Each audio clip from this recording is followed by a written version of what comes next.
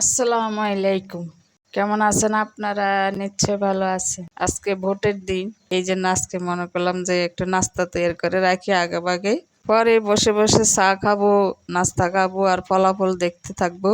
আমার নাস্তাটা হচ্ছে ডিমের নিমকি। ডিম ভেঙে নিলাম একটা। আমি আজকে নিমকি তৈরি করব, আমাদের গ্রামের প্রচলিত যে নিমকি সেটা। নিমকি বহু রকমের আছে, স্তরওয়ালা নিমকি। আমি আজকে সংকেত যেটা সেটা একটু লবণ, চিনি 2 চামচ দিলাম, 1 কাপ ময়দা দিয়ে তৈরি করবো, এই জন্য কম। কালারটা আসার জন্য একটু জর্দার কালার দিলাম। এগুলো এখন একটু ঘুটে নিচ্ছি। তো আমি একটু ডিমের গন্ধ দূর করার জন্য দারচিনি পাউডার দিচ্ছি, আর একটু পানি, সামান্য পানি দিতে। চিনিগুলো ভালো করে গুলে নিই। দুধের গুঁড়ি দিবে, একটু দুধ পাউডার দিব, 2 চামচ দিই। এবার 1 কাপ ময়দা দিচ্ছি, 1 কাপে দেখি কতটুকু হয়। ময়দা আর একটু দিলাম গোলাটা হওয়ার জন্য। প্রায় 1.5 কাপের কাছাকাছি লেগে গেল পানি দেওয়াতে। পানি না দিলে গোলা শক্ত হলে আবার বেলতে কষ্ট পিঠার মধ্যে। এটাকে চিনি শিরা দেয়, তা আমি আজকে চিনির শিরা দেব না। চিনির শিরা দিলে এখানে মাত্র 1 চামচ চিনি দিলে সারত 1.5 কাপে। এখন যেহেতু ডাইরেক্ট ভাজি করবো, এই জন্য চিনিটা বেশি করে দিছি, প্রায় 3 চামচের মতো দিছি। তা আমি এখন গোলাটা করে 5-6 মিনিট একটু রেস্টে দিব। ডাকি রাখলে একটু নরম হয়ে আসবে।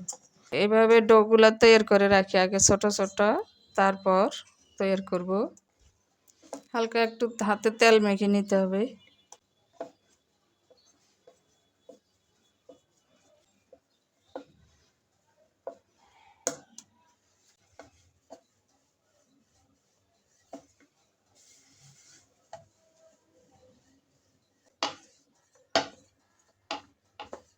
কাটার দিয়ে কাটা যায়, কাটারটা বেশি ছোট, আর একটু বড় কাটার হলে সুন্দর হয়।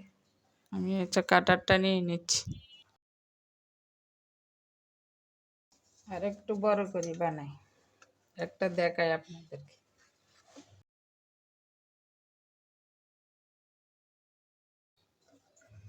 আগে পিঠাটা রেডি করি, তারপর এভাবে আরো কয়েকটা বানাই। আচ্ছা, এবার দেখাই কিভাবে তৈরি করি, একেবারে ইজি ভাবে। ব্লেড দিয়ে করা হয়, এখন তো আমার কাছে আর ব্লেড নাই। এভাবে কেটে কেটে চোখ তৈরি করা হয় এভাবে।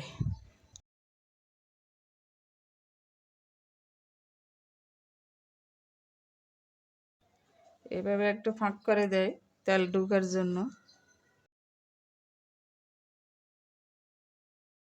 ছোটবেলা আমাদেরকে বসায় দিত, কারণ এসব পিঠাগুলো দেওয়া তো ফাঁকন পিঠা আর এই পিঠা। মেয়ে বিয়ে দিলে বড় বড় বারকর, 7-8টা বারকর, 10-15টা বারকর পিঠা, তো আমাদেরকে বসায় দিতে ওই পিঠাগুলো তৈরি করার জন্য। এগুলো তেলে ভাজি করে চিনি শিরাই দেয়। তো এইভাবে বাকিগুলো তৈরি করি। তৈরি করলাম, আরো কয়েকটা বাকি আছে, এগুলো রেডি করি। বাকিগুলো এভাবে তৈরি করে নিলাম, শেপটা আপনার পছন্দ মতে। তবে মূলত নিমকিটা এইভাবে তৈরি করা হয়, ভেজে দেখাবো। আর চিনির শিরা দিলে তো ওগুলো অনেক প্রচুর চিনি লাগে। তো যারা ঘরে তৈরি করবেন, ঘরে খাবেন, তারা এইভাবে চিনি দিয়ে একসাথে তৈরি করলে আর সমস্যা হয় না। বাইরে নিতে বা আত্মীয় স্বজনের বাড়িতে চিনির শিরা দিয়ে নিলে একটু সুন্দর হয়, এই আর কি। চিনির শিরাগুলা উপরে ভেসে থাকে, যে দেখতে সুন্দর। এখন আমি একটু ভেজে আপনাদেরকে দেখাই।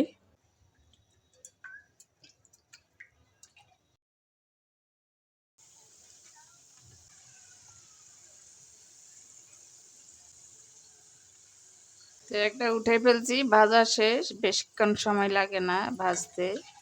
নিমকিটা উঠে ফেলছি।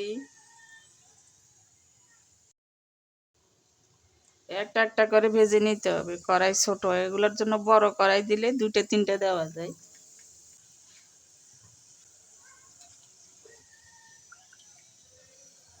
তো আমার পিঠাগুলা ভাজা শেষ, সবগুলা ভেজে ফেললাম। দেখতেও সুন্দর, খেতেও মজা, আর কাজও খুব সহজ, কোনো জটিলতা নাই। তো আজ এই পর্যন্ত। সুস্থ থাকেন, ভালো থাকেন, কেমন লাগলো জানাবেন। আল্লাহ হাফেজ।